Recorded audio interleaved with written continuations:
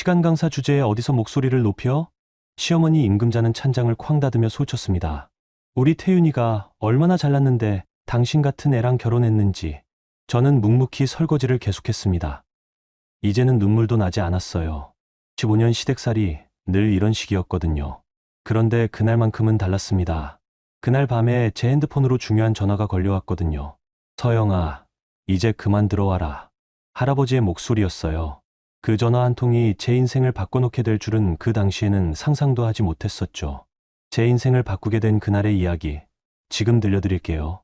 이야기를 시작하기 전에 잠깐 구독, 좋아요를 눌러주세요. 더 많은 사연을 만드는 힘이 됩니다. 새벽 5시, 한서영은 조용히 일어나 부엌으로 향했습니다. 15년간 반복된 일상이었죠. 시댁 식구들을 위한 아침상을 차리는 게 그녀의 첫 번째 임무였거든요. 엄마, 서영이가 또 밥을 태웠나 봐요. 방에서 나온 남편 박태윤의 목소리가 들렸습니다. 한서영은 가스레인지를 확인했지만 아무 문제가 없었어요. 그저 트집을 잡고 싶어 하는 거였죠. 그러게 말이야. 시간 강사 주제의 집안일도 제대로 못해. 시어머니 임금자가 거실에서 대꾸했습니다. 우리 태윤이가 대학 교무처에서 얼마나 바쁜데 집에 와서 스트레스까지 받아야 하나. 한서영은 익숙한 모욕에도 표정 하나 바꾸지 않고 계속 아침 준비를 했습니다. 결혼 15년, 이런 말들은 이제 공기와 같았거든요. 서영아, 오늘 대학 가면 제발 좀 조용히 해라. 태윤이 식탁에 앉으며 말했어요. 어제 교무처 직원들이 내 얘기하던데 시간 강사가 왜 이렇게 많이 돌아다니냐고 하더라. 저는 제 강의실하고 연구실만 다녀요. 연구실이라고? 네가 무슨 연구를 해? 시어머니가 코웃음을 쳤습니다. 시간 강사 주제의 연구실이라니 창피하지도 않나? 한서영은 말없이 밥을 퍼서 상에 놓았습니다. 그녀가 실제로 어떤 일을 하는지 시댁 식구들은 전혀 모르고 있었어요. 알려고 하지도 않았고요. 아, 맞다. 시아버지 박종섭이 신문을 내려놓으며 말했습니다. 서영아, 내가 시간 강사라고 해서 우리한테 피해 주면 안 된다. 나는 대학 시설관리시에서 30년 근무했고 금자는 행정실 팀장이야.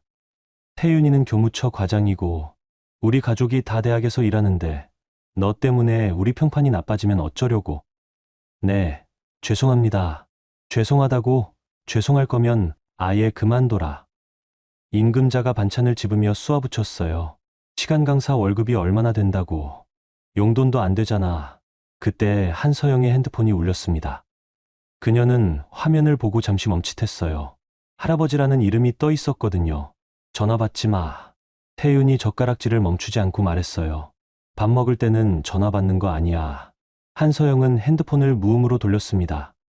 하지만 마음은 불안했어요. 할아버지는 평소에 이런 시간에 전화하지 않으셨거든요. 참, 서영아. 임금자가 갑자기 생각났다는 듯이 말했습니다. 이번 주말에 우리 친척들 모임 있어. 너는 오지 마. 왜요? 왜긴 왜야. 창피하게 시간 강사라고 소개할 수도 없고 그렇다고 거짓말할 수도 없잖아. 차라리 아프다고 해서 집에 있어. 한서영은 숟가락을 놓았습니다. 15년간 참아온 것들이 목구멍까지 올라오는 느낌이었어요. 저도 이 집 며느리인데. 며느리? 며느리가 시댁에 도움이 되기는커녕 집만 되면 그게 무슨 며느리야. 임금자의 목소리가 높아졌습니다. 우리 태윤이가 당신보다 훨씬 잘나고 대학에서도 인정받는 사람이야. 당신은 그저 붙어 사는 거지. 엄마 말이 맞아. 태윤이 고개를 끄덕였어요. 서영이, 너는 좀 겸손했으면 좋겠어. 시간 강사면 시간 강사답게 행동해야지. 왜 이렇게 목에 힘을 주고 사냐. 한서영은 일어서려고 했지만 다시 핸드폰이 울렸습니다. 이번에는 문자였어요. 급한 일이다. 당장 전화해라. 할아버지. 밥상에서 핸드폰 만지지 말라고 했잖아. 태윤이 소리쳤습니다. 한서영은 핸드폰을 주머니에 넣고 자리에서 일어났습니다. 더 이상 참을 수가 없었어요. 어디가? 화장실 잠깐. 밥 다 안 먹었잖아. 식욕이 없어요. 화장실에 들어간 한서영은 할아버지에게 전화를 걸었습니다. 신호가 한 번도 울리지 않고 바로 연결됐어요. 서영아, 너 언제까지 그렇게 살 거냐? 할아버지의 목소리는 평소보다 엄격했습니다. 할아버지, 이제 그만 들어와라. 내가 맡아야 할 일이 있다. 무슨 말씀이세요? 재단 이사회에서 결정했어. 내가 대학 운영에 직접 참여해야 한다는 결론이 나왔다. 더 이상 숨어 있을 이유가 없어. 한서영은 가슴이 뛰는 걸 느꼈습니다. 15년간 숨겨온 자신의 정체, 그리고 이제까지 참아온 모든 것들이 떠올랐어요. 할아버지, 저는, 서영아, 내가 누구 손녀인지 잊었나? 언제까지 그 사람들한테 당하고만 살 거냐? 화장실 밖에서 태윤의 목소리가 들렸습니다. 서영아, 빨리 나와서 설거지해. 한서영은 거울 속 자신을 바라봤습니다. 15년간 초라하게 살아온 자신이 아니라 이제는 달라져야 할 자신을 보는 것 같았어요. 그날 오후, 한서영은 대학 강의실에서 수업을 마치고 나오는 길이었습니다. 복도에서 시어머니 임금자와 마주쳤어요. 어머, 서영이네. 임금자는 동료 직원들과 함께 있었습니다. 여러분, 제 며느리예요. 시간 강사하고 있어요. 동료들의 시선이 한서영에게 쏟아졌습니다. 그 시선 속에는 동정과 무시가 섞여 있었어요. 아, 그래요? 시간 강사. 한 명이 어색하게 웃었습니다. 요즘 시간 강사하기 힘들다던데. 그러게 말이에요. 월급도 얼마 안 되고 언제 잘릴지도 모르고. 임금자가 일부러 크게 말했어요. 그래도 뭐라도 하는 게 낫죠. 집에서 놀기만 할 수는 없으니까. 한서영은 고개만 숙여 인사했습니다. 말대꾸할 기분도 없었고 사실 마음은 다른 곳에 가 있었거든요. 할아버지의 전화가 계속 신경 쓰였어요. 그런데 서영이, 너 요즘 왜 이렇게 자주 본관 쪽에 가냐? 임금자가 갑자기 물었습니다. 어제도 봤는데 총장실 쪽에서 나오더라. 도서관 가는 길이었어요. 도서관, 시간 강사가 도서관에서 뭘 하는데? 동료 중 하나가 비웃듯 말했어요. 연구할 것도 없잖아. 저기요. 한서영이 처음으로 입을 열었습니다. 시간 강사도 연구합니다. 연구? 임금자가 큰 소리로 웃었어요. 얘가 정말 웃기네. 연구는 무슨 연구야? 논문이라도 써봤어? 썼습니다. 어디에? 어느 학회지에? 임금자의 목소리가 높아졌어요. 말만 하지 말고 증거를 대봐. 한서영은 대답하지 않았습니다. 사실 그녀는 지난 15년간 여러 편의 논문을 발표했지만 시댁 식구들은 전혀 관심이 없었어요. 알려고 하지도 않았고요. 봐봐, 말이 안 나오지. 동료들이 킬킬거렸습니다. 시간 강사가 무슨 연구야. 그때 복도 끝에서 정장을 입은 중년 남성이 걸어오고 있었습니다. 최영민 교무부처장이었어요. 그는 한서영을 보자 잠깐 멈칫했습니다. 한서영 박사님? 최영민이 다가오며 말했어요. 여기서 뭐 하세요? 임금자와 동료들이 깜짝 놀랐습니다. 교무부처장이 시간 강사를 박사님이라고 부르다니요. 아, 안녕하세요. 한서영이 고개를 숙였어요. 혹시 오늘 시간 되시면 제가 말씀드릴 게 있는데. 최영민이 말하다가 주변 사람들을 보았습니다. 아, 죄송합니다. 방해됐나요? 아니요, 괜찮습니다. 한서영이 대답했어요. 그럼 나중에 연락드리죠. 중요한 얘기거든요. 최영민은 인사를 하고 지나갔습니다. 임금자와 동료들은 멍한 표정으로 서 있었어요. 교무부처장이 시간 강사에게 저런 식으로 대하는 게 이해가 안 됐거든요. 저기, 서영이. 임금자가 조심스럽게 물었습니다. 너 교무부처장하고 아는 사이야? 가끔 마주쳐요. 마주친다고 박사님이라고 불러주나? 동료 중 하나가 의심스럽게 말했어요. 한서영은 대답하지 않고 자리를 떠나려고 했습니다. 그런데 임금자가 팔을 붙잡았어요. 야, 너 혹시 뭔가 숨기는 거 있어? 무슨 말씀이세요? 시간 강사가 교무부처장과 그렇게 친할 리가 없어. 너 혹시 이상한 관계 아니야? 한서영은 팔을 뿌리쳤습니다. 그런 말씀 하지 마세요. 그럼 뭐야? 설명해봐. 임금자의 목소리가 날카로워졌어요. 시간 강사 주제에 왜 교무부처장이 그렇게 대해주는데? 어머님, 저는 제가 할 일만 하고 있어요. 할 일? 임금자가 비웃었습니다. 시간 강사가 무슨 할 일이 있어? 강의 몇 시간 하는 게 전부잖아. 그때 한서영의 핸드폰이 또 울렸습니다. 이번에는 최영민 교무부처장이었어요. 받아봐. 임금자가 말했습니다.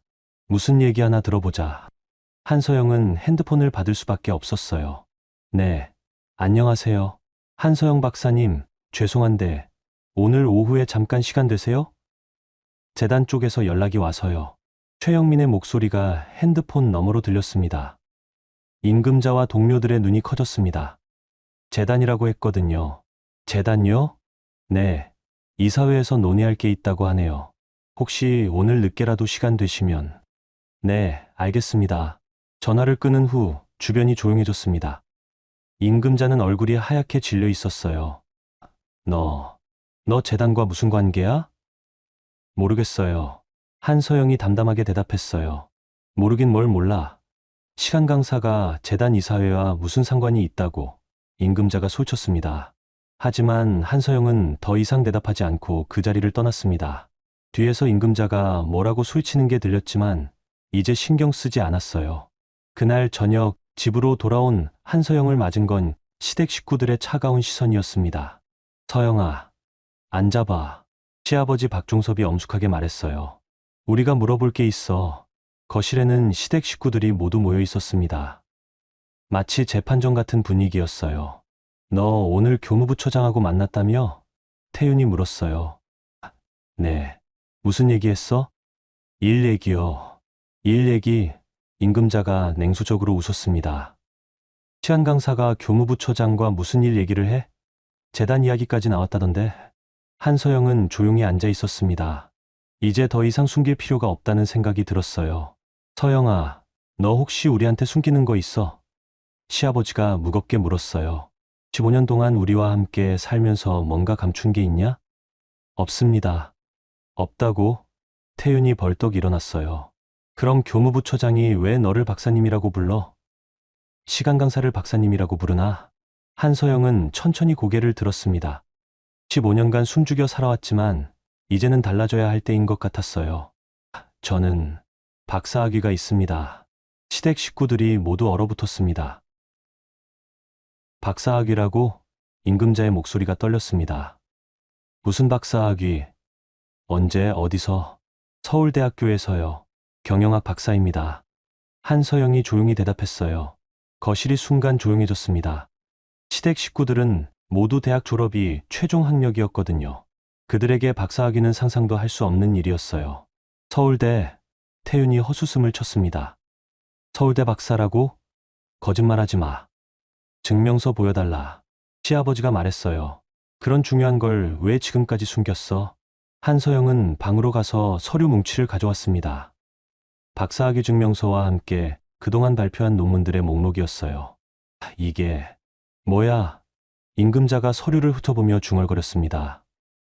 이 논문들 정말 내가 쓴 거야? 네.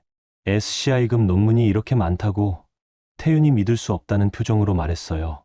시간 강사가 이런 논문을 써? 저는 시간 강사 이전의 연구자입니다. 한서영이 담담하게 말했어요. 그때 시아버지가 갑자기 화를 냈습니다. 그럼 왜 지금까지 숨겼어? 15년 동안 우리가 얼마나 무시하고 깔봤는데. 왜 그때 말하지 않았어? 말해도 믿지 않으셨을 거예요. 믿지 않았다고? 임금자가 소리쳤습니다. 그럼 증명하면 됐잖아. 왜 15년 동안 바보처럼 당하고만 있었어? 한서영은 대답하지 않았습니다.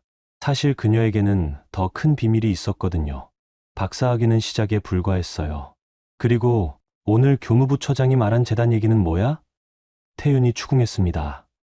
시간 강사가 재단과 무슨 관계가 있다고? 잘 모르겠어요. 모르긴 뭘 몰라. 임금자가 테이블을 쳤습니다. 분명히 뭔가 있어. 내가 우리한테 숨기는 게 또 있다는 거지. 한서영은 여전히 침묵을 지켰습니다. 이제 모든 걸 말해야 할 때가 온 것 같았지만 아직은 때가 아니라는 생각이 들었어요. 서영아, 너 우리를 바보로 만든 거야? 시아버지가 차가운 목소리로 말했어요. 15년 동안 우리가 너를 얼마나 무시하고 깔봤는데 사실은 내가 우리보다 훨씬 잘난 사람이었다는 거네? 그런 게 아니에요. 그런 게 아니긴 뭐가 아니야. 태윤이 소쳤습니다. 서울대 박사면 왜 시간 강사를 해? 정교수도 될 수 있잖아. 한서영은 깊은 한숨을 쉬었습니다. 그건 제 선택이었어요. 선택? 임금자가 비웃었습니다. 무슨 선택? 박사학위 가진 사람이 왜 굳이 시간 강사를 해? 그때 한서영의 핸드폰이 울렸습니다. 할아버지였어요. 받지 마. 태윤이 말했어요. 지금 우리가 얘기하고 있잖아. 하지만 핸드폰은 계속 울렸습니다. 한서영은 결국 전화를 받을 수밖에 없었어요. 네, 할아버지. 서영아, 내일 재단 이사회에 참석해라. 더 이상 미룰 수 없어. 할아버지의 목소리가 단호했습니다. 시댁 식구들이 모두 귀를 기울였습니다. 할아버지라는 말과 재단 이사회라는 말이 그들의 뇌리에 박혔어요. 할아버지, 15년 동안 충분히 기다렸어. 이제 내가 맡아야 할 일이 있다. 전화가 끊어진 후 거실은 다시 조용해졌습니다. 시댁 식구들의 얼굴이 하얗게 질려 있었어요. 너 혹시 임금자가 떨리는 목소리로 물었습니다. 재단과 무슨 관계야? 한서영은 더 이상 피할 수 없다는 걸 알았습니다. 제 할아버지가 재단 이사장이세요. 폭탄 발언이었습니다. 시댁 식구들은 모두 입을 다물지 못했어요. 재단 이사장? 태윤이 어이없다는 표정으로 반복했습니다. 우리 대학 재단 이사장 말이야? 네. 그럼 너는 시아버지가 말을 잇지 못했어요. 한정수 이사장이 제 할아버지입니다. 한서영이 분명하게 말했어요. 시댁 식구들은 완전히 멘붕 상태가 됐습니다. 그들이 15년간 무시하고 깔본 며느리가 사실은 자신들이 일하는 대학의 실질적인 주인이었던 거예요. 그럼 너는 왜? 임금자가 말을 더듬었습니다. 왜 15년 동안 아무 말도 안 했어? 할아버지가 일반인과 결혼해서 평범하게 살아보라고 하셨어요. 평범하게? 태윤이 웃었지만 그 웃음은 차가웠습니다. 평범하게 살겠다고 우리를 속인 거야? 속인 게 아니에요. 저는 정말 평범하게 살고 싶었어요. 평범하게 살겠다고 15년 동안 우리한테 당한 거야? 시아버지가 화를 냈습니다. 그럼 우리가 바보가 되는 거잖아. 한서영은 아무 말도 하지 않았습니다. 사실 그녀도 이 순간이 올 줄은 알고 있었어요. 언젠가는 모든 게 드러날 거라고요. 서영아. 임금자가 갑자기 다른 표정을 지었습니다. 그럼 우리가 지금까지 한 말들. 혹시 기분 나빴어? 변해도 너무 빨리 변하는 태도였습니다. 방금 전까지 소리치고 화내던 사람이 갑자기 조심스러워졌어요. 그런 건 아무 상관없어요. 한서영이 담담하게 말했어요. 상관없긴. 우리가 몰라서 그랬어. 만약에 진작 알았으면. 시아버지도 당황한 모습이었습니다. 알았다고 달라졌을 건 없어요. 한서영이 일어서려고 했어요. 어디 가? 태윤이 물었습니다. 내일 일찍 나가야 해서요. 재단 이사회 때문에? 네. 태윤은 아무 말도 할 수 없었습니다. 자신이 대학 직원이라고 우쭐대 왔는데 부인이 사실은 그 대학의 주인이었다니요. 그날 밤 한서영은 잠들지 못했습니다. 15년간 숨겨온 비밀이 드러났지만 이제 더 큰 결정을 해야 할 때가 온 거예요. 할아버지의 말대로라면 이제 정말 평범한 삶은 끝나는 거였거든요. 새벽 2시 한서영은 조용히 일어나 서재로 갔습니다. 거기에는 그녀가 15년간 모아온 것들이 있었어요. 논문, 연구자료, 그리고 할아버지와 나눈 편지들. 그 편지들에는 언젠가 그녀가 재단으로 돌아와야 한다는 내용이 적혀 있었거든요. 한서영은 마지막 편지를 꺼냈습니다. 작년에 받은 편지였어요. 서영아, 내가 언제까지 그곳에서 숨어 살 거냐? 너는 우리 재단의 유일한 후계자다. 이제 그만 돌아와라. 그녀는 편지를 내려놓고 창밖을 바라봤습니다.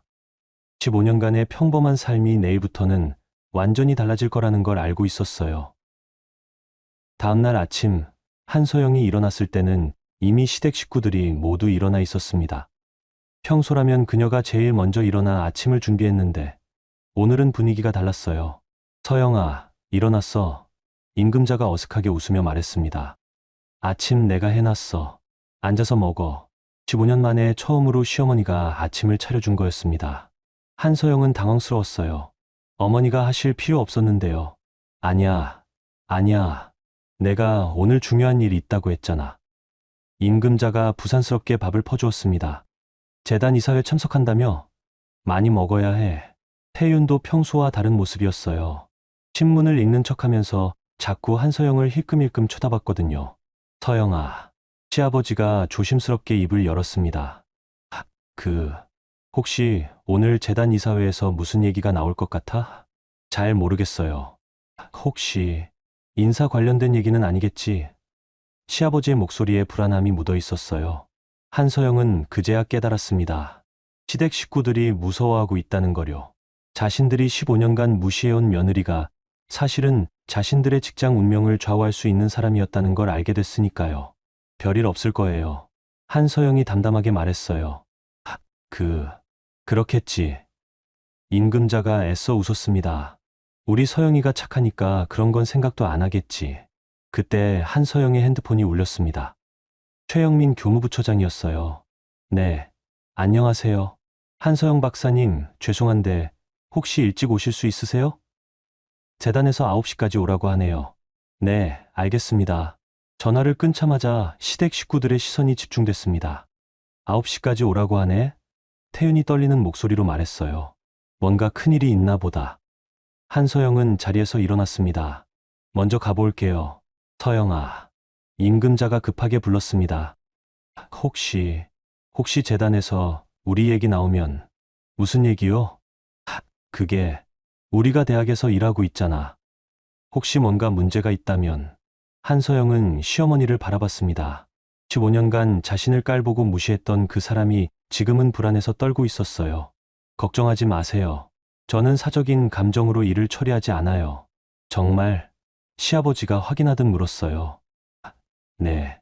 하지만 한서영의 마음속에는 다른 생각이 있었습니다. 15년간 참아온 것들이 이제야 터져 나올 것 같은 느낌이었어요. 대학에 도착한 한서영은 곧바로 재단 사무실로 향했습니다. 15년 만에 들어가는 곳이었어요. 어릴 때는 자주 왔던 곳인데 결혼 후에는 한 번도 오지 않았거든요. 서영아, 할아버지 한정수가 사무실에서 기다리고 있었습니다. 오랜만이다. 안녕하세요, 할아버지. 15년 동안 고생했다. 할아버지의 목소리에는 미안함이 묻어 있었어요. 이제 그만 돌아와라. 할아버지, 내가 처음에 평범하게 살아보라고 했지만 이건 너무 심했어. 내가 그런 대우를 받으면서 살아야 할 이유는 없다. 한서영은 할아버지의 책상에 앉았습니다. 어릴 때 자주 앉던 자리였어요. 할아버지, 저는 이혼하려고 해요. 그럴 줄 알았다. 할아버지가 고개를 끄덕였습니다. 그 사람들한테 더 이상 당할 필요 없어. 하지만 이혼하기 전에 제가 하고 싶은 일이 있어요. 뭔데? 한서영은 잠시 망설였습니다. 15년간 마음속에 쌓여온 것들이 한꺼번에 올라오는 느낌이었어요. 저를 무시한 사람들에게 제대로 알려주고 싶어요. 제가 누구인지요. 할아버지는 손녀의 얼굴을 바라봤습니다. 15년간 참아온 것들이 그녀의 눈에서 읽혔어요. 좋다. 어떻게 할 건데? 시댁 식구들이 모두 이 대학에서 일해요. 시아버지는 시설관리실, 시어머니는 행정실, 남편은 교무처예요. 그래서 그들이 15년간 저를 어떻게 대했는지 할아버지도 아시죠? 할아버지의 얼굴이 굳어졌습니다. 사실 그는 손녀가 어떤 대우를 받으며 사는지 알고 있었어요. 하지만 손녀 스스로 선택한 길이라고 생각해서 참고 있었거든요. 서영아, 내가 원하는 대로 해라. 내가 뒤에서 도와줄게. 그때 사무실 문이 열리고 최영민 교무부처장이 들어왔습니다. 이사장님, 한서영 박사님 모시고 왔습니다. 수고했네. 그런데 영민아, 한 가지 부탁이 있어. 말씀하세요. 오늘 오후에 임시 직원 회의를 열어줘. 전 직원 참석으로. 전 직원이요? 무슨 일이? 중요한 발표가 있을 예정이야. 할아버지가 한서영을 바라보며 말했어요. 우리 재단의 새로운 방향에 대해서 말이지. 최영민은 고개를 끄덕였습니다. 알겠습니다. 바로 공지하겠습니다. 오후 2시 대학 대강당에는 모든 직원들이 모였습니다. 시댁 식구들도 어색한 표정으로 자리에 앉아 있었어요. 그들은 왜 갑자기 전 직원 회의가 열리는지 모르고 있었거든요. 저기 서영이 있네. 임금자가 태윤에게 속삭였습니다. 왜 맨 앞자리에 앉아 있어? 모르겠어. 이상하다. 태윤도 불안한 표정이었어요. 무대 위로 한정수 이사장이 올라갔습니다. 그리고 그 옆으로 한서영이 따라 올라갔어요. 시댁 식구들의 얼굴이 하얗게 변했습니다. 며느리가 이사장과 함께 무대에 서 있다니요. 안녕하세요. 한정수입니다. 이사장이 마이크를 잡았어요. 오늘은 여러분께 중요한 말씀을 드리기 위해 이 자리를 마련했습니다. 강당이 조용해졌습니다. 모든 사람들의 시선이 무대로 집중됐어요. 오늘부터 우리 재단에 새로운 경영진이 합류하게 됩니다.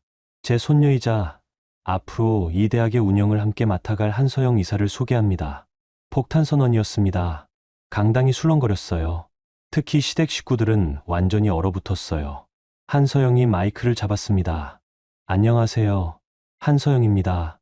앞으로 잘 부탁드립니다. 간단한 인사였지만 그 말의 무게는 무거웠어요. 시댁 식구들은 이제야 깨달았습니다. 그들이 15년간 무시해온 며느리가 이제는 자신들의 상사가 됐다는 거요. 회의가 끝나고 사람들이 하나둘씩 자리를 뜨는 가운데 시댁 식구들은 움직일 수 없었습니다. 충격이 너무 컸거든요. 한서영이 무대에서 내려와 그들에게 다가왔습니다. 어머니, 아버지 태윤 씨. 한서영이 정중하게 인사했어요. 서영아. 임금자가 떨리는 목소리로 말했습니다. 이게 무슨 일이야? 제가 원래 자리로 돌아가는 거예요. 원래 자리? 네. 15년 동안 잠시 벗어나 있었지만 이제 돌아왔습니다. 시댁 식구들은 아무 말도 할 수 없었습니다. 15년간의 갑을 관계가 완전히 뒤바뀐 거였거든요. 여러분, 이야기 어떠세요? 15년 동안 시간 강사로 무시받던 한서영이 사실은 재단 이사장의 소녀였다니 정말 반전이죠. 그동안 그녀를 괴롭혔던 시댁 식구들의 당황스러운 표정이 눈에 선해요. 하지만 이건 시작일 뿐입니다. 한서영이 어떤 선택을 할지, 그리고 시댁 식구들의 운명은 어떻게 될지, 그럼 계속 들어보실까요? 그날 저녁, 한서영은 평소처럼 집으로 돌아갔습니다. 하지만 집 안 분위기는 완전히 달라져 있었어요. 시댁 식구들이 모두 거실에 모여 앉아 그녀를 기다리고 있었거든요. 서영아. 임금자가 조심스럽게 입을 열었습니다. 앉아봐. 우리가 할 말이 있어. 한서영은 소파에 앉았습니다. 15년간 이 자리에서 얼마나 많은 모욕을 당했는지 셀 수도 없었어요. 서영아, 우리가 정말 미안해.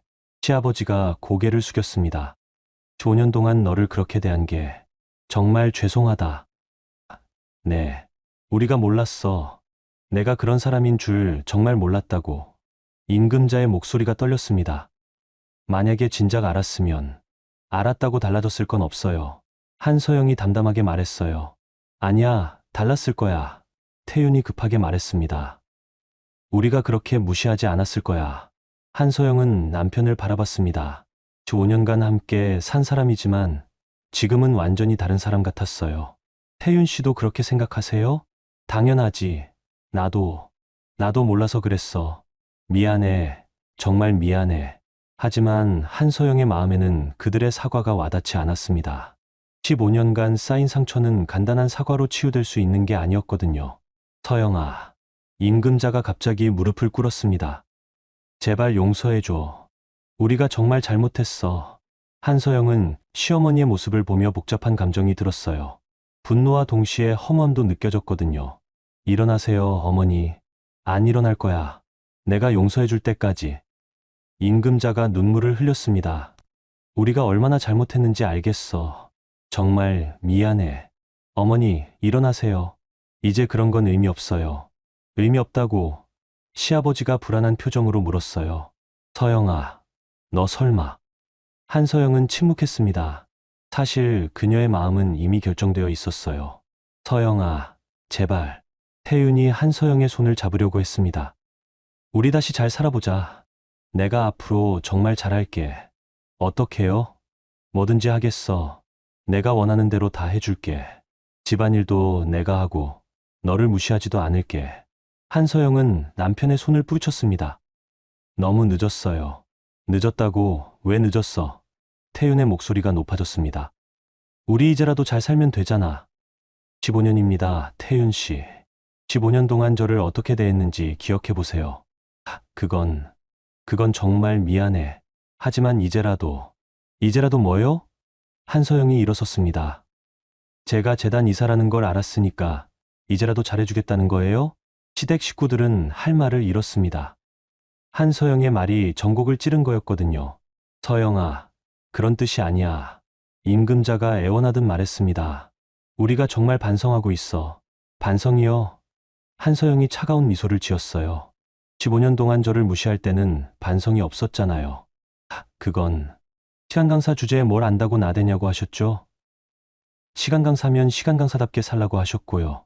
시댁 식구들의 얼굴이 하얗게 질렸습니다. 자신들이 했던 말들이 그대로 되돌아오고 있었어요. 그리고 연구는 무슨 연구냐고 하시면서 논문 써본 적 있냐고 비웃으셨죠. 서영아, 친척 모임에는 창피해서 데려갈 수 없다고 하셨고, 우리 태윤이가 당신보다 훨씬 잘났다고 하셨어요.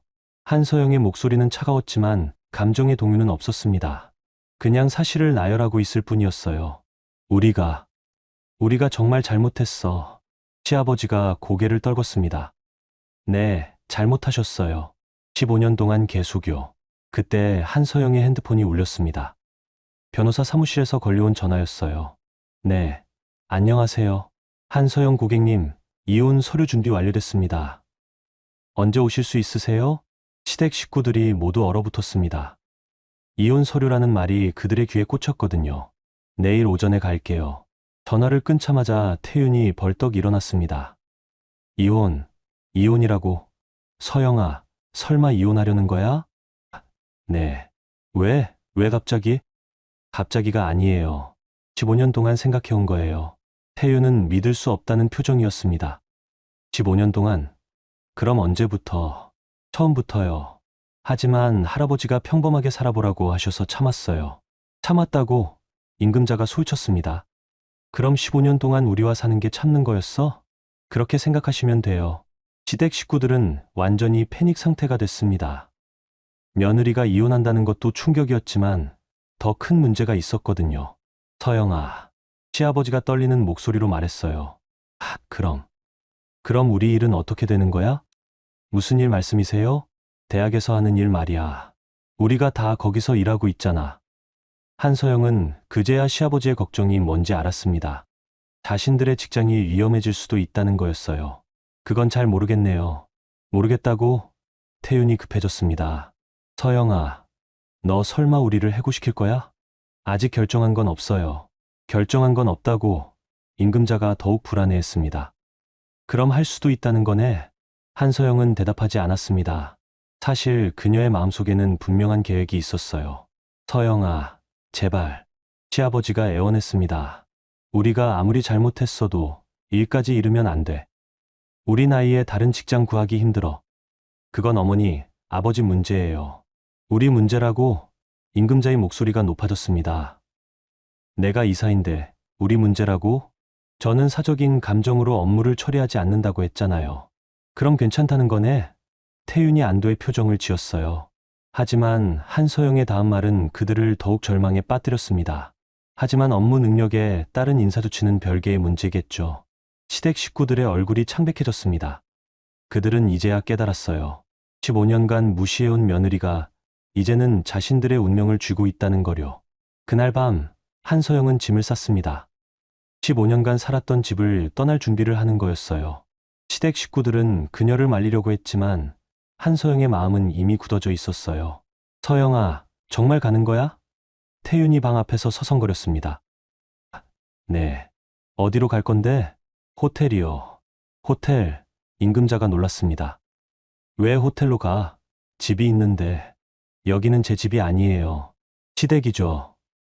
한서영은 짐을 들고 나왔습니다. 15년치 짐이었지만 생각보다 많지 않았어요. 정말 소중한 것들만 챙겼거든요. 서영아, 태윤이 마지막으로 불렀습니다.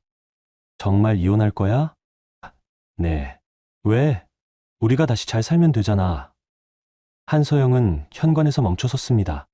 그리고 돌아봤어요. 태윤 씨, 15년 동안 저한테 사랑한다고 말한 적 있어요? 태윤은 대답할 수 없었습니다. 한 번도 없었어요. 저도 태윤 씨를 사랑한 적이 없고요. 그런 걸 왜 지금 와서? 처음부터 사랑이 없었던 결혼이에요. 이제 끝내는 게 맞아요.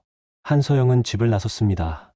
15년간의 시댁살이가 마침내 끝나는 순간이었어요. 다음 날 오전, 한서영은 변호사 사무실에서 이혼 서류에 서명했습니다. 15년간의 결혼 생활이 한 장의 서류로 정리되는 순간이었어요. 이혼 조건은 어떻게 하실 건가요? 변호사가 물었습니다. 재산 분할은 포기할게요. 위자료도 요구하지 않을 거고요. 그러시면 상대방 입장에서는 매우 유리한 조건이네요. 한서영은 미소를 지었습니다. 저에게는 그런 게 필요 없어요. 변호사 사무실을 나온 한서영은 곧바로 대학으로 향했습니다. 오늘부터 본격적으로 이사로서의 업무를 시작하는 날이었거든요. 한서영 이사님, 오늘부터 이 사무실을 쓰시면 됩니다. 최영민이 새로운 사무실을 안내했어요. 사무실은 크고 깔끔했습니다. 창밖으로는 대학 캠퍼스 전체가 내려다 보였어요. 참, 이사님. 최영민이 서류를 내밀었습니다. 전 직원 인사기록부입니다. 검토해 보시라고 이사장님께서 전달하라고 하시네요. 한서영은 서류를 받아들였습니다. 수십 명의 직원 프로필이 들어 있었어요. 그 중에는 시댁 식구들의 이름도 보였거든요. 박종서 시설관리실 주임, 근무연수 30년, 임금자 행정실 팀장, 근무연수 25년, 박태윤 교무처 과장, 근무연수 12년. 한서영은 그들의 인사기록을 꼼꼼히 살펴봤습니다. 15년간 몰랐던 내용들이 많았어요. 최 부처장님, 한서영이 불렀습니다. 네, 말씀하세요. 직원들 근무평가는 언제 하나요? 보통 연말에 합니다만, 올해는 아직 하지 않았습니다. 그럼 이번 주 중으로 전 직원 근무평가를 실시해 주세요. 전 직원요? 갑자기 왜? 새로운 인사 시스템을 도입하려고 해요. 모든 직원의 업무 능력을 정확히 파악해야겠어요. 최영민은 고개를 끄덕였습니다. 알겠습니다.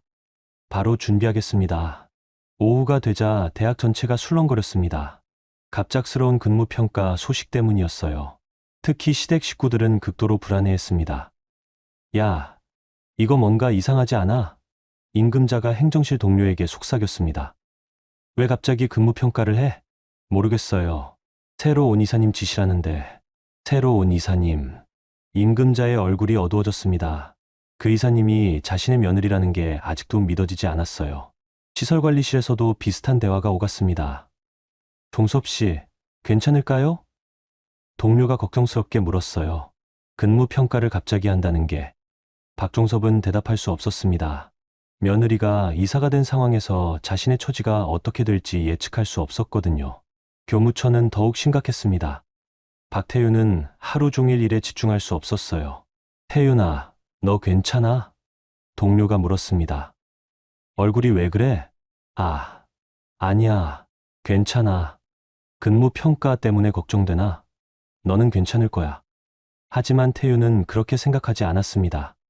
한서영이 어떤 마음으로 자신을 평가할지 알 수 없었거든요. 그날 저녁 시댁 식구들은 다시 모였습니다. 한서영이 없는 집이 이상하게 적막했어요. 이거 어떻게 하지? 임금자가 한숨을 쉬었습니다. 서영이가 정말 우리를 해고할 생각인 것 같아. 아직 확실한 건 아니잖아. 시아버지가 말했지만 목소리에 확신은 없었어요. 근무평가를 갑자기 하는 게 어디 좋은 신호야.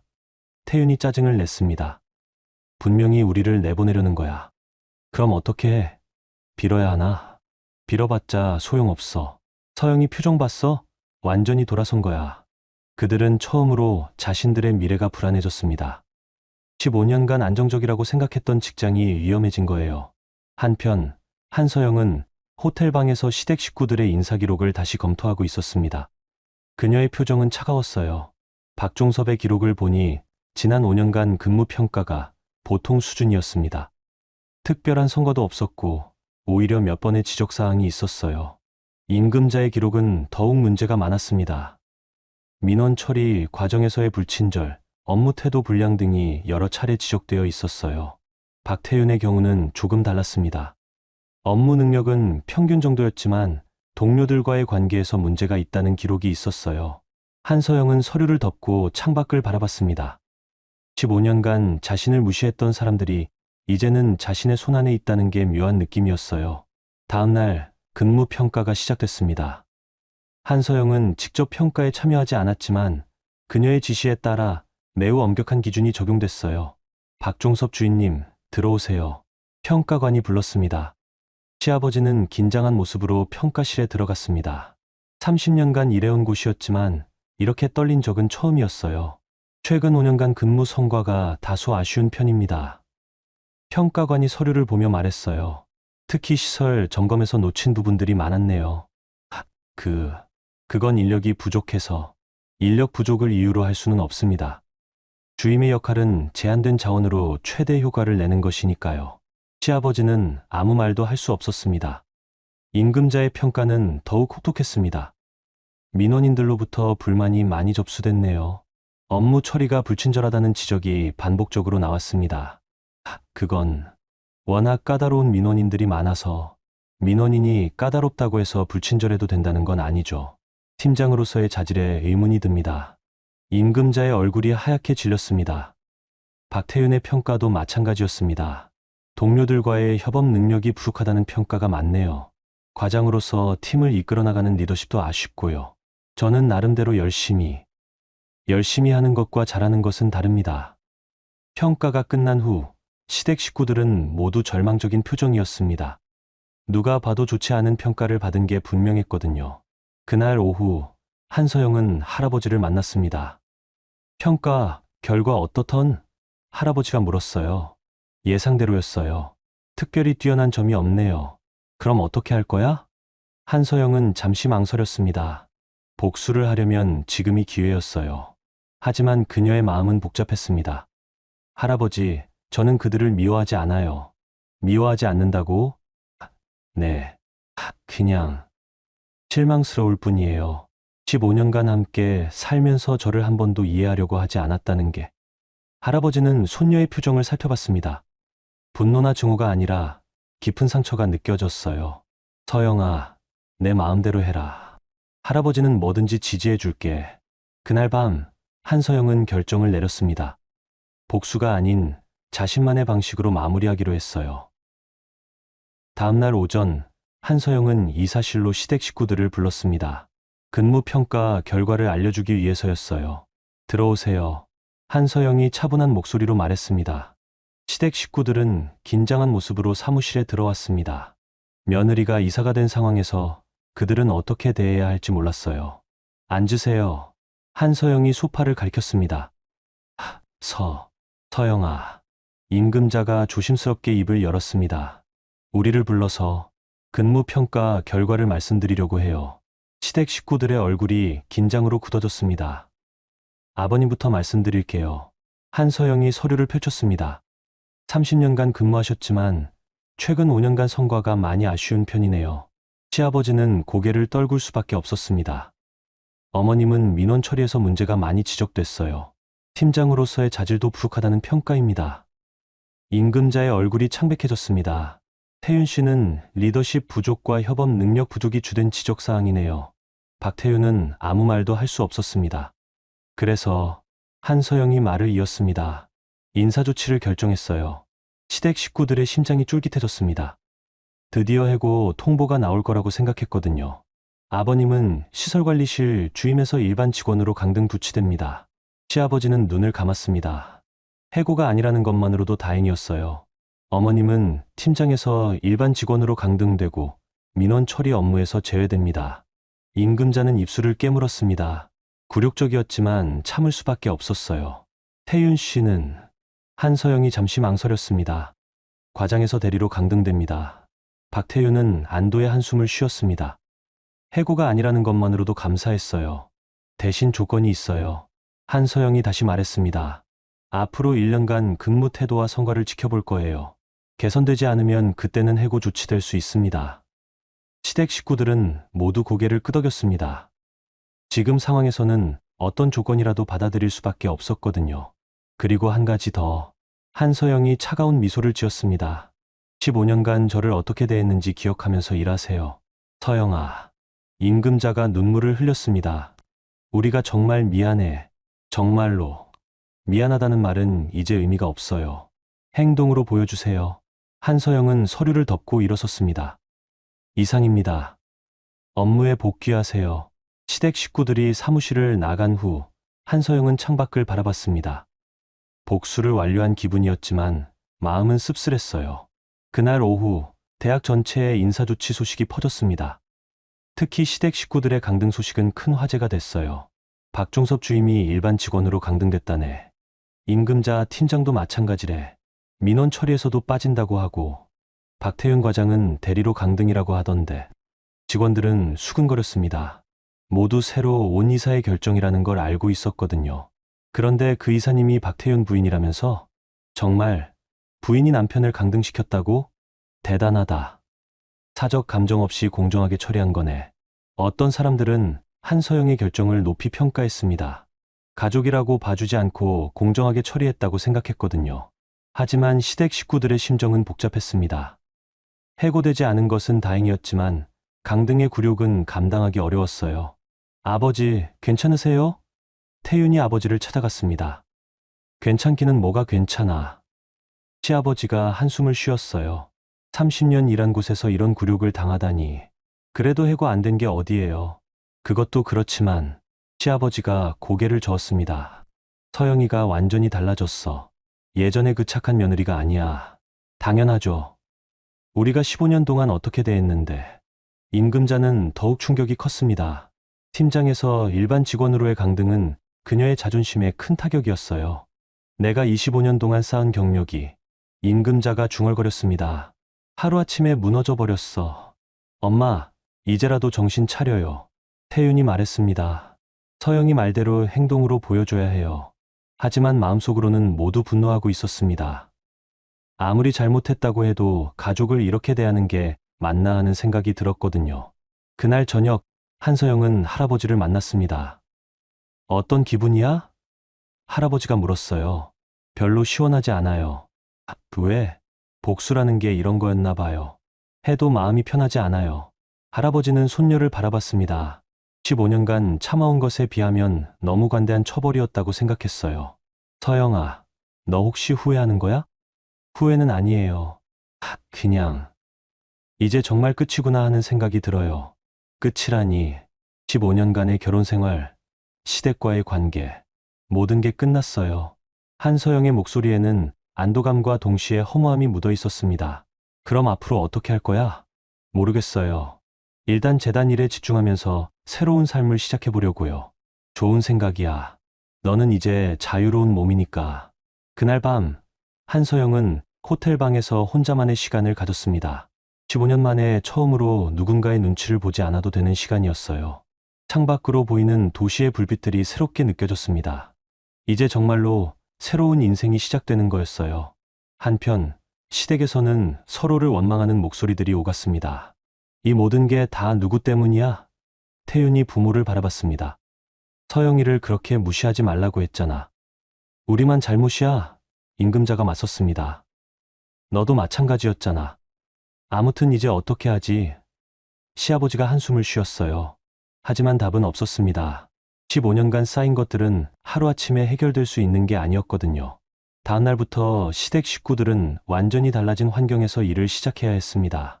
동료들의 시선, 후배들의 태도, 모든 게 예전과 달랐어요.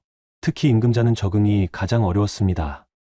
25년간 팀장으로 일했던 사람이 갑자기 일반 직원이 되니까요. 임금자 씨, 이 서류 정리 좀 해주세요. 새로운 팀장이 업무를 지시했습니다. 예전에는 자신이 지시하던 일을 이제는 받아서 해야 하는 상황이었어요. 굴욕적이었지만 참을 수밖에 없었습니다. 박종섭도 마찬가지였습니다. 30년간 주임으로 일하다가 갑자기 일반 직원이 되니까 모든 게 어색했어요. 박태윤은 그나마 상황이 나았지만 과장에서 대리로의 강등은 그의 자존심에 큰 상처를 줬습니다. 하지만 그들 모두에게는 공통점이 하나 있었어요. 바로 한서영에 대한 복잡한 감정이었습니다. 미안함과 동시에 원망도 있었고 두려움과 동시에 존경심도 생겨나고 있었거든요. 어쨌든 이제 새로운 관계가 시작된 거였어요. 15년간의 갑을 관계는 완전히 뒤바뀌었고 모든 사람들이 새로운 현실에 적응해야 하는 상황이 된 거였죠. 한 달이 지났습니다. 한서영의 이혼은 공식적으로 성립됐고 그녀는 완전히 새로운 삶을 시작했어요. 재단 이사로서의 업무에 적응한 한서영은 대학 운영에 많은 변화를 가져왔습니다. 특히 직원들의 근무 환경 개선과 업무 효율성 향상에 집중했어요. 한서영 이사님 덕분에 대학 분위기가 많이 좋아졌어요. 최영민 부처장이 보고했습니다. 직원들 만족도도 크게 올랐고요. 그렇게 된 이유가 뭘까요? 한서영이 물었어요. 공정한 평가, 시스템과 실력 위주의 인사 정책 때문인 것 같습니다. 예전처럼 연고나 정실에 휘둘리지 않으니까 모든 직원들이 열심히 일하게 됐어요. 한서영은 만족스러운 표정을 지었습니다. 그녀가 원했던 변화가 일어나고 있었거든요. 그런데 그날 오후 예상치 못한 방문객이 찾아왔습니다. 바로 임금자였어요. 서영아, 시간 있어. 임금자가 사무실 문을 조심스럽게 두드렸습니다. 들어오세요. 한서영이 냉정하게 말했어요. 임금자는 평소와 다른 모습이었습니다. 화려했던 옷차림 대신 수수한 정장을 입고 있었고, 교만했던 표정 대신 겸손한 모습이었어요. 앉으세요. 서영아, 내가 할 말이 있어서 왔어. 무슨 말씀이세요? 임금자는 한동안 망설이다가 입을 열었습니다. 내가 15년 동안 너한테 정말 못했어. 진심으로 미안해. 한서영은 대답하지 않고 시어머니를 바라봤습니다. 처음에는 내가 우리를 이렇게 대하는 게 억울했어. 아무리 우리가 잘못했어도 가족인데. 임금자의 목소리가 떨렸습니다. 그런데 한 달 동안 생각해보니까 알겠더라. 뭘 알겠다는 거예요? 내가 얼마나 나쁜 시어머니였는지, 너를 얼마나 힘들게 했는지. 임금자가 눈물을 흘리기 시작했습니다. 15년 동안 너는 한 번도 나한테 대든 적이 없었어. 항상 참고 참았지. 그런데 나는 그걸 당연하게 생각했어. 한서영의 표정이 조금씩 부드러워졌습니다. 내가 너한테 한 말들, 시간 강사 주제에 어쩌고저쩌고 했던 말들, 지금 생각하면 정말 부끄러워. 어머니, 서영아, 나 이제 알겠어. 내가 왜 15년 동안 아무 말 안 했는지, 왜 끝까지 참았는지. 임금자가 한서영의 손을 잡으려고 했지만 한서영은 손을 뺐어요. 어머니, 너무 늦었어요. 늦었다는 걸 알아. 하지만 그래도 말하고 싶었어. 내가 잘못했다고. 한서영은 창밖을 바라봤습니다. 한 달 전만 해도 이런 사과를 받으면 기분이 좋아졌을 텐데 지금은 별로 감동이 없었어요. 어머니, 저는 어머니를 용서해요. 정말. 임금자의 얼굴이 밝아졌습니다. 네. 하지만 예전 관계로 돌아갈 수는 없어요. 그건 왜? 15년간 쌓인 상처는 쉽게 치유되지 않아요. 그리고 저도 많이 변했고요. 임금자는 실망스러운 표정을 지었지만 고개를 끄덕였습니다. 그래도 일터에서는 계속 봐야 하잖아. 너무 어색하게 하지는 말자. 물론이에요. 저는 사적인 감정으로 업무를 처리하지 않는다고 했잖아요. 임금자가 나간 후 한서영은 깊은 생각에 빠졌습니다. 복수는 끝났지만 새로운 관계 설정이 필요한 시점이었어요. 그날 저녁, 한서영은 할아버지와 저녁을 먹었습니다. 오늘 임금자가 찾아왔다며? 할아버지가 물었어요. 네, 사과하러 왔어요. 어떤 기분이었어? 별로. 특별한 감정은 없었어요. 그냥 한 사람의 사과를 들었다는 정도? 할아버지는 손녀의 변화를 느꼈습니다. 15년 전에 순수했던 모습은 온데간데 없고, 이제는 차분하고 현실적인 여성이 되어 있었어요. 서영아, 너는 이제 정말 어른이 됐구나. 어른이요? 복수를 했지만 거기에 매몰되지 않고, 용서는 하지만 관계 설정은 분명히 하고, 정말 어른스러워. 한서영은 미소를 지었습니다. 15년간 배운 거예요. 앞으로 계획은 뭐야? 재단 일에 집중하면서 제 인생을 새롭게 시작하려고 해요. 아직 30대 후반이니까 늦지 않았죠? 물론이지. 그런데 결혼은 생각 안 해? 지금은 아니에요. 혼자 사는 것도 나쁘지 않더라고요. 할아버지는 손녀의 답변에 안심했습니다. 이제는 정말로 독립적인 여성이 된 것 같았어요. 한편 시댁에서는 큰 변화가 일어나고 있었습니다. 한서영이 떠난 후 가족들이 비로소 그녀의 빈자리를 느끼게 됐거든요. 엄마, 저녁은 누가 해요? 태윤이 물었습니다. 내가 해야지. 그런데 서영이가 어떻게 매일 이런 걸 다 했을까? 임금자가 한숨을 쉬었어요. 집안일부터 시작해서 모든 것이 어색했습니다. 15년간 한서영이 혼자서 다 해왔던 일들을 이제는 나눠서 해야 했거든요. 아버지, 화장실 전구 나갔어요. 태윤이 말했습니다. 그런 건 서영이가 알아서 했는데. 시아버지가 중얼거렸습니다. 그제야 그들은 깨달았습니다. 한서영이 단순히 며느리가 아니라 집안의 중심이었다는 거요. 우리가 정말 바보였네. 태윤이 허탈하게 웃었어요. 15년 동안 서영이가 우리를 얼마나 잘 챙겨줬는데. 지금 와서 후회해봤자. 시아버지가 말끝을 흐렸습니다. 몇 주가 더 지났습니다. 시댁 식구들은 각자의 새로운 처지에 적응해가고 있었어요. 강등의 굴욕은 여전했지만 그래도 열심히 일하면서 인정받으려고 노력했습니다. 특히 임금자는 많이 달라져 있었어요. 예전처럼 민원인들에게 불친절하지 않았고 동료들과도 겸손하게 지냈습니다. 임금자 씨, 요즘 많이 달라지셨네요. 동료가 말했어요. 그래요? 저도 모르겠어요. 예전보다 훨씬 친근해지셨어요. 일 처리도 꼼꼼해지셨고 임금자는 씁쓸한 미소를 지었습니다. 15년간 잘못 살아온 것들을 이제야 깨닫고 있었거든요. 박종섭과 박태윤도 마찬가지였습니다. 강등 이후 더욱 성실하게 일했고 동료들과의 관계도 개선하려고 노력했어요. 그런 어느 날 한서영이 직접 시설관리실을 찾아왔습니다. 한서영 이사님? 시아버지가 놀랐습니다. 안녕하세요. 시설 점검차 왔어요. 한서영은 이사로서의 업무를 수행하고 있었습니다. 개인적인 감정과는 별개로 대학 운영을 위한 정기 점검이었어요. 최근 시설관리 상태가 많이 개선됐다고 들었어요. 한서영이 전체 직원들에게 말했습니다. 박종섭 씨의 노력 덕분인 것 같네요. 시아버지는 예상치 못한 칭찬에 당황했습니다. 아, 네, 감사합니다. 앞으로도 계속 부탁드려요. 한서영의 태도는 완전히 공적이었습니다. 시아버지라고 특별히 대하지도 않았고 그렇다고 차갑게 대하지도 않았어요. 그냥 동료 직원을 대하는 것과 똑같았습니다. 점검을 마친 후 한서영은 시아버지와 잠깐 개별 면담을 했습니다. 아버님, 최근 근무 태도가 많이 좋아졌어요. 서영아, 아니 이사님, 시아버지가 어색하게 말했어요. 뭐라고 불러야 할지 편하게 부르세요. 여기서는 이사고 사적인 자리에서는 예전 그대로요. 그럼. 서영아, 고맙다. 이렇게 기회를 줘서 기회는 아버님이 스스로 만드신 거예요. 저는 그냥 확인했을 뿐이고요. 시아버지의 눈에 눈물이 맺혔습니다. 며느리의 큰 마음에 감동했거든요. 서영아, 우리가 정말 잘못했어. 15년 동안. 이제 그런 얘기는 하지 마세요. 다 지난 일이에요. 정말 용서해 준 거야? 네. 하지만 예전 관계로는 돌아갈 수 없다는 것도 이해해 주세요. 시아버지는 고개를 끄덕였습니다. 6개월이 지났습니다. 한서영은 재단 이사로서 완전히 자리를 잡았고 대학도 안정적으로 운영되고 있었어요. 시댁 식구들도 각자의 자리에서 성실하게 일하며 새로운 관계를 정립해가고 있었습니다. 그런 어느 날 한서영은 우연히 대학 카페테리아에서 시댁 식구들과 마주쳤습니다. 서로 어색하게 인사를 나누던 중 임금자가 조심스럽게 말했어요. 서영아, 혹시 시간 되면 우리 집에서 저녁 같이 먹지 않을래? 한서영은 잠시 고민했습니다. 6개월간 완전히 인연을 끊고 지냈는데 다시 만날 필요가 있을까 싶었거든요. 아니에요.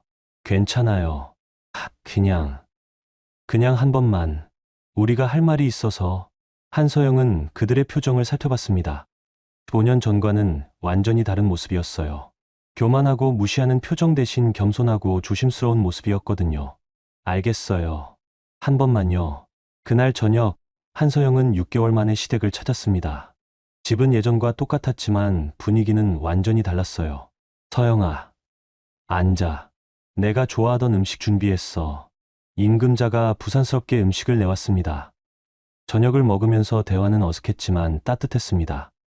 15년간 함께 살았던 사람들이지만 이제는 새로운 관계에서 만나는 느낌이었어요. 서영아, 태윤이 조심스럽게 입을 열었습니다. 우리가 너한테 사과 편지를 써봤어. 사과 편지요? 6개월 동안 15년간 우리가 잘못한 것들을 다 적어봤어. 정말 많더라. 임금자가 편지 뭉치를 내밀었습니다. 두꺼운 편지였어요. 읽어보지는 마. 그냥 우리 마음이라고 생각해줘. 한서영은 편지를 받았습니다. 무게가 묵직했어요. 그리고 서영아, 시아버지가 말했습니다. 우리는 앞으로 내가 어떤 선택을 하든 존중할 거야. 재혼을 하든 혼자 살든 뭐든 내 마음대로 해. 그리고 우리와 관계를 완전히 끊고 싶으면 그렇게 해도 돼. 억지로 가족 행세하지 않을게. 태윤이 덧붙였어요. 한서영은 그들의 진심을 느꼈습니다. 15년간 강요했던 것들을 이제는 모두 내려놓겠다는 거였어요. 6개월 동안 많이 달라지셨네요. 우리가 얼마나 잘못 살았는지 깨달았어. 특히 너한테 얼마나 못했는지. 임금자가 눈물을 닦았습니다. 한서영은 한동안 생각에 잠겼습니다. 그리고 결론을 내렸어요. 완전히 예전으로 돌아갈 수는 없지만 새로운 관계는 가능할 것 같아요. 정말 시댁 식구들의 얼굴이 밝아졌습니다. 네. 하지만 조건이 있어요. 서로 간섭하지 않기. 각자의 삶을 존중하기. 물론이야. 그리고 15년 전의 잘못들을 반복하지 않기. 절대 안 할게. 한서영은 마침내 미소를 지었습니다. 진짜 미소였어요. 복수도 끝났고 용서도 끝났고 이제는 정말 새로운 시작을 할 수 있을 것 같았거든요. 그날 밤 한서영은 자신의 새 집으로 돌아갔습니다. 6개월 전에 산 아파트였는데 완전히 자신만의 공간이었어요. 거울을 보니 예전과는 다른 자신이 보였습니다. 더 성숙하고 더 강하고 더 당당한 모습이었어요. 15년간의 시댁살이 그리고 6개월간의 복수와 치유. 모든 게 끝났고 이제는 정말로 새로운 인생이 시작되는 거였어요. 한서영은 창밖을 바라보며 생각했습니다. 이제 내 인생을 살아보자. 그녀의 얼굴에는 평온한 미소가 떠올랐습니다. 마침내 찾은 진짜 자유였어요. 여러분, 오늘 한서영의 이야기 어떠셨어요? 15년 동안 시간 강사로 무시받던 여성이 결국 자신의 진짜 모습을 찾아가는 과정이었네요. 처음에는 복수가 목적인 것 같았지만 결국에는 용서와 새로운 시작으로 마무리됐잖아요. 한서영의 선택이 특별했던 건 복수에만 매몰되지 않았다는 거예요. 시댁 식구들을 완전히 망하게 할 수도 있었지만 그러지 않았죠. 대신 그들이 스스로 깨닫고 변화할 기회를 줬어요. 그리고 마지막에는 용서까지 했고요. 사실 우리도 살아가다 보면 억울한 일들을 많이 당하잖아요. 가족이나 직장에서 무시받거나 자신의 가치를 제대로 인정받지 못할 때가 있죠. 그럴 때 한서영처럼 차분하게 자신의 길을 찾아가는 것, 그리고 복수보다는 성숙한 해결을 선택하는 것이 진정한 승리인 것 같아요. 한서영은 이제 정말 자유로워졌어요. 15년간의 굴레에서 벗어나서 진짜 자신의 인생을 살 수 있게 됐거든요. 그리고 시댁 식구들도 변했고요.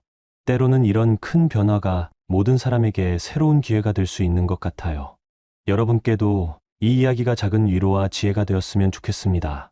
힘든 시간을 보내고 계신 분들도 한서영처럼 언젠가는 자신만의 해답을 찾으실 거예요. 그리고 진정한 자유와 평안을 얻으실 거고요. 오늘도 들어주셔서 감사합니다. 구독과 좋아요 부탁드려요.